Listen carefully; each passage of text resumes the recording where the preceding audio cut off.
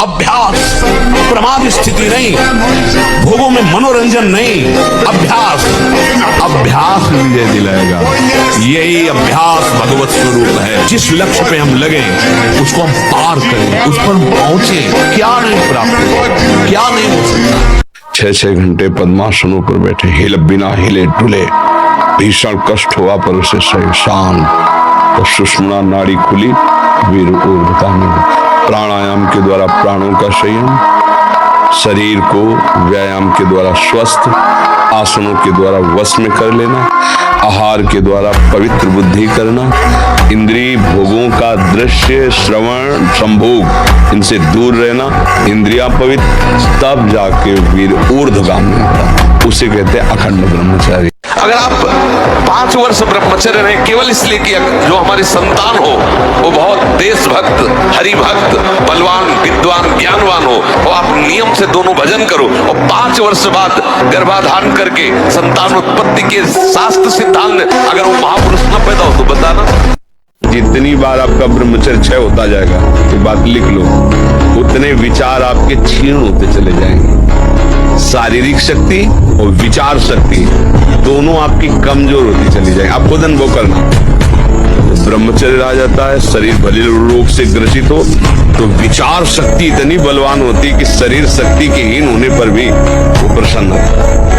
हम भगवान के अंश हैं, भगवान के बच्चा है, इसीलिए विध्वंस कर दो अपने किए हुए कर्मों को, भगवान के भजन के द्वारा मिटा दो अपने दुर्भाग्य को और नए भाग्य की रचना लिखो। मनुष्य शरीर ये नए भाग्य की रचना के लिए, हमारे भाग्य में थोड़ी लिखा था कि हम भगवत प्राप्ति करेंगे। भजन के बल से भाग्य को बदल, मनुष्य जन्म इसीलिए मिला, नहीं तो सुअर कुत्ता और हमें अंतर क्या रहा? वो अपने प्रारब्ध को भोग रहा है, हम अपने प्रारब्ध को भोग रहे हैं। नहीं, हम प्रारब्ध को मिटिया मेट करेंगे, प्रारब्ध को विध्वंस करेंगे, भगवत प्राप्ति करेंगे। ब्रह्मचर्य का स्पष्ट वर्णन करने में कभी लज्जा नहीं मालूम होनी चाहिए। और बड़ी दुर्भाग्य की बात हो रही है कि घर परिवार के लोग तो कोई ऐसा बता ही नहीं रहे, अध्यापक भी इसकी तरफ नहीं बोले। अगर आप बच्चों की नशा प्रवृत्ति जो बढ़ रही उसको नहीं रोका गया, व्यभिचार प्रवृत्ति बढ़ रही उसको नहीं रोका गया, तो हमें लगता है विद्या का मतलब क्या रहा? विद्या जो है वो गंभीरता, संयम, विनय ये प्रदान करने वाली होती है। विद्या वो दंडता। आज का विद्यार्थी अपने माता पिता की अवहेलना करता है, शास्त्र वाक्य की अवहेलना करता है और स्वयं अपनी अवहेलना करता है, अपने जीवन को पतन गर्त में गिरा रहा है, चाहे वो बच्चा हो चाहे बच्ची हो। क्या क्या शंकर बाबा कोड़नी है हमारे जन्मभूमि के पास, तो वहां दंगल देखने गए थे जब बच्चा थे, तो जो ही हरशंकर बाबा गए तो ऊपर चद्दर ऐसे उड़े हुए थे। उस समय 50,000 रुपया बाबा के ऊपर इनाम लगा गए, तो 4-5 चढ़ गए हाथ मिलाने के। बाबा ऐसे हाथ पकड़ के ऐसे मारते, 3-4 खोपड़ी वाले से चले जाते, 4-5। बोले अयोध्या का सिंह है, हाँ फेंका चला ऐसे, बजरंग बली बाल ब्रह्म, वैसे चलते थे बाल ब्रह्मचारी। मारा ऐसे तो हट गया अखाड़ा, धम्म से गिर गए तो तालियां बज गई, एक छलांग में ऊपर हनुमान जी की तरह, तो ऐसे किया था। कोई नहीं था, ब्रह्मचारी के आगे कौन होगा? आप लोग अगर बाजार का पसंद करेंगे ना, अभी पिछले उसमें बैठे जैसे गंदे, हाँ मतलब हमारे तो लिए तो ऐसा ही लगता है कि वो बना अच्छा दिखाई दे रहा है, लेकिन उसको बनाने वाला किस भाव से बनाया, कैसी पवित्रता है, कैसा, कई ऐसे हमको दृश्य दिखाए गए कि बड़े अभद्र व्यवहार लोग भोजन के साथ करते हैं। वहाँ प्लेट में तो बढ़िया दिखाई दे रहा है, लेकिन वहाँ बड़े मतलब, तो हमें लगता है घर का टिफिन ही पाओ तो अच्छा है, 2 पराठा सब्जी जो बने। बाजार की चीजों से खाने से बचो, जो अपने घर में बनाई जा सकती है वो बाजार से ले आओ, घर में बना हुआ। यह हमारा दुश्मन है, ये हमको भगवान से विमुख करने में पूरा का पूरा जो जन्म जन्मांतरों से लगाता रहे। अब हमको लड़ना है, हमारे पास बल है, भगवान नाम। जो अपने घर में बनाई जा सकती है वो बाजार से ले आओ, घर में बना हुआ। यह हमारा दुश्मन है, ये हमको भगवान से विमुख करने में पूरा का पूरा जो जन्म जन्मांतरों से लगाता रहे। अब हमको लड़ना है, हमारे पास बल है, भगवान नाम। निराशा नहीं आनी चाहिए, उदास मत होइए, फिर एक नया जोश लाइए, फिर नई उमंग लाइए और हम उस पर आपको चीज नहीं देखनी बात नहीं पढ़नी, वो दृश्य नहीं। श्रीमद् भागवत में वर्णन है, कोई पशु पक्षी भी मैथुन कर रहा हो, अचानक दृष्टि गई तो मानसिक प्रणाम करके दोबारा दृष्टि नहीं जानी चाहिए। यदि आप जबान से अश्लील बातें, गंदी बातें, कामुक बातें करेंगे तो आप ब्रह्मचर्य रह ही नहीं सकते। अगर आप वाणी से परस्पर शरीर आकर्षण वाली बातें करेंगे, उसको देखा तुमने क्या, बस आप गए। जो आवेश आ रहा है काम का, यमहीन व्यथयन्ते ते, हे पुरुषों में श्रेष्ठ, जो उस व्यथा को सह जाता है, व्यथित इतना नहीं होता कि पागल हो जाए, वो परम पद का अधिकारी होता है। हमें सहना पड़ेगा ना, हमारे अंदर काम आ रहा है, राधा राधा राधा राधा, वो कह रहे यहाँ चलो, ये देखो, ये खाओ पियो, हर बात अनसुनी, नहीं मान रहा।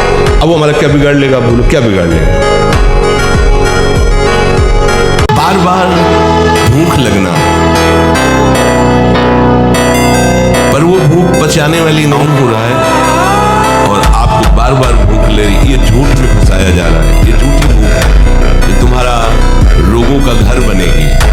हम भगवान के अंश है, अगर इस जन्म में काम पूरा नहीं हुआ ना तो अगला जन्म होगा, तब पूरा करूंगा। अविनाशी हूँ, मुझे थोड़ी कोई मार सकता। शरीर छूटेगा, दूसरा शरीर मिलेगा, फिर भी भजन करूंगा और भगवान को प्राप्त होगा। भोग के बाद शांति नहीं, तृष्णा पैदा होती है। एक दृश्य देखा आजा मिलने की, एक वैश्या किसी के साथ जंगल में, उस दृश्य ने नीच आचरणों में फंसा दी। एक दृश्य देखा, सौभरी ऋषि ने मछली की 50 राजकुमारियों से ब्याह किया जाए। दृश्य ही देखने मात्र से भ्रष्ट हो जाना।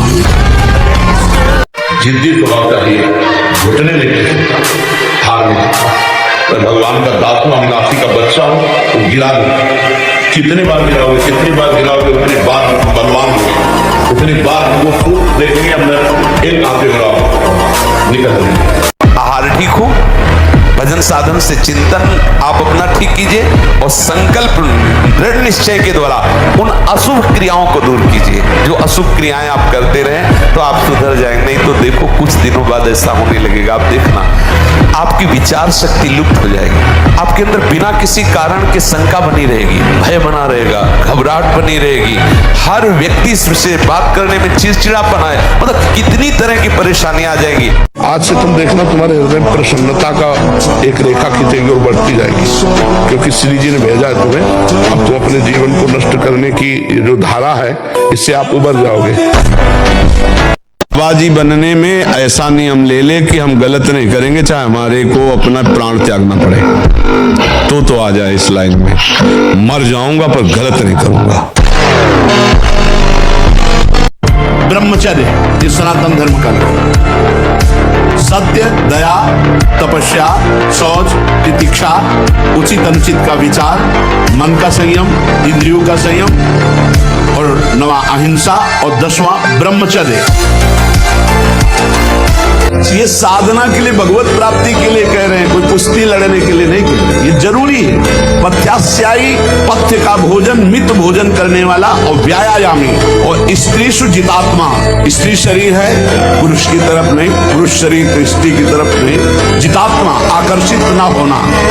नरो न रोगी स्यात्, उसे रोगी नहीं कहते, भले वह साध्य रोग से ग्रसित हो। और अगर ये नहीं है तो वो रोगी ही है, आज नहीं तो कल पता चल जाएगा। शरीर को 2-4 घंटे तो इतना श्रम होना चाहिए कि वो एकदम फैल जाए, इतना श्रम होना ही चाहिए ब्रह्मचर्य पचाने के लिए। ये बैठे बैठे ब्रह्मचर्य नहीं पचता, उसके लिए या तो सिद्धासन, पद्मासन या परिक्रमा कम से कम 20 किलोमीटर ऐसा होना चाहिए। सुबह कम से कम 5 कोस दौड़ लगाओ। अपने ब्रह्मचारी हो, बोले ब्रह्मचारी, चश्मा लगा, ब्रह्मचारी प्रेशर की गोलियां खा रहे, ब्रह्मचारी मच्छर नहीं उड़ रहे ऐसे, और ब्रह्मचारी लारवेरी, ब्रह्मचारी मतलब ज्वलंत शक्ति। लड़ना पड़ेगा। हम कायर नहीं हैं, परमात्मा के अंश हैं, हम शरीर नहीं हैं, हम अविनाशी हैं। अविनाशी का बच्चा अविनाशी। मौज से जियो, मस्ती से जियो, सिंह की तरह दहाड़ के जियो, एक गीदड़ों की तरह जीना छोड़ो। हे रोना धोना, ये दुख वो, ये तब तक बना रहेगा जब तक तुम भगवान से नहीं जुड़ते। और भगवान से जुड़े तो ताड़ ठोक कर माया को प्राप्त कर दोगे और निकल जाओगे इस माया से। इसलिए खूब नाम जप, पाप कर्म करोगे तो फिर फंस जाओ। हम आपको बताएं, इसमें जिद्दी स्वभाव चाहिए। हारना नहीं सीखा, घुटने टेकना नहीं सीखा। बस ये आप समझ लो, साधुता में एक जिद्दी स्वभाव चाहिए। घुटने नहीं टेक सकता, हार नहीं सकता। मैं भगवान का दास हूं, अविनाशी का बच्चा हूं, गिरा नहीं सकता। कितनी बार गिराओगे, जितनी बार गिराओगे उतनी बार हम बलवान होंगे, उतनी बार हम वो सूत्र देखेंगे। अब मैं फेल कहां से हो रहा हूं, निकल जाए। तो वीर महान ऐसे बनो कि माया को परास्त करो। सिंह की तरह दहाड़ता हुआ ऐसे, तो अब माया को पछाड़ो। पहले अभी माया के लिए पछाड़ा, अब माया को पछाड़ो। तो भी संत भी बनोगे ना तो वीर ही महान बनोगे। आप शरीर पवित्र रख के देखो, 1 महीना जूठा मुंह मत रखना, शरीर पवित्र रखो और ब्रह्मचर्य रह के देखो। 1 महीने में आपको ऐसा लगेगा आप देवता हैं। विचार बहुत बड़ी सिद्धि है, विचार ही बहुत बड़ी उपलब्धि है। विचार ही हमारे जीवन को उज्जवल बनाते, विचार ही जीवन मृत्यु तुल्य कर देते हैं। भजन से क्या मिलता है? उत्तम विचार। तो किसी भी द्वंद्व का कोई प्रभाव नहीं, 1 सेकंड में हर विकार को मिटाकर भगवत स्वरूप में स्थित। लोग कहते गोबर भक्त, अंध भक्त, गोमूत्र पीते हैं, गोबर से नहाते हैं। मेरा उनका खुला चैलेंज है भाई, ये हाथ खड़ा है, उनकी अगर माँ ने उसे दूध पिलाया हो तो मैदान में आए फिर। बोलो, ये बात आपको बुरा लगेगा, लेकिन जिसकी माँ ने गौ माता का दूध संतों के चरणों में बैठना सिखाया होगा, शायद वही मेरे पास टिक सकता है। कि मन, वीर्य और प्राण तीनों का एक कनेक्शन है, एक ही कनेक्शन है। अगर हमारा वीर्य ब्रह्मचर्य ठीक है तो मन शांत और एकाग्र रहेगा और प्राण बलवान और सूक्ष्म रहेंगे। अगर वीर्य कमजोर हो गया तो मन चंचल अशांत और प्राण स्थूल और बलहीन हो जाएंगे। तो मन चंचल अशांत और प्राण स्थूल और बलहीन हो जाएंगे। मस्त जीवन, एकदम तुम अविनाशी के बच्चे हो।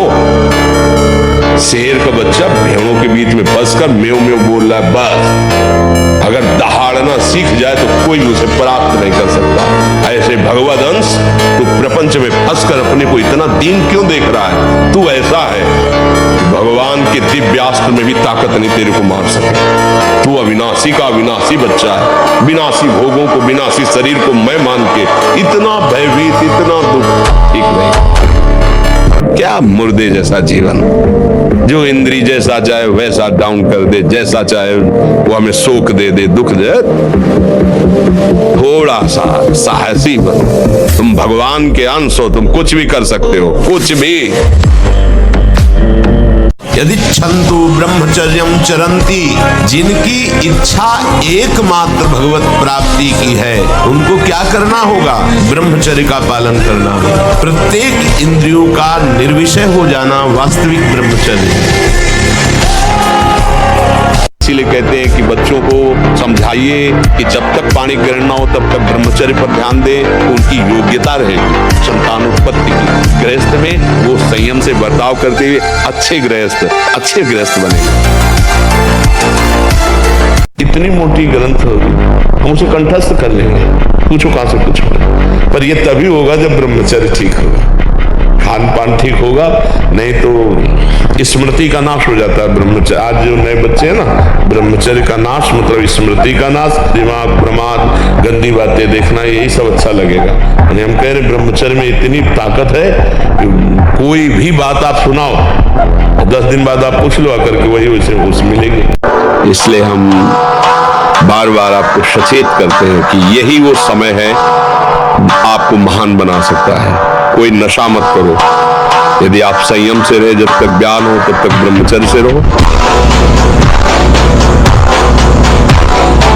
आपको को सत्य कहते हैं। सत्य मार्ग पर सत्यता से चलने वाले को संसार जीने नहीं देता है। और असत मार्ग चलो, रसगुल्ला खाओ, झूठी गवाही देने जाओ, आपको खूब पेड़ा बर्फी खवाएंगे, जेब गरम करेंगे, और सत्य बोलने जाओगे तो पीठ के बगाले वाली कोशिश हो जाएगी। ऐसे पूरे संसार का दृश्य है। भगवान के मार्ग में चलने पर कष्ट जरूर है, पर आगे चलकर महासुख है।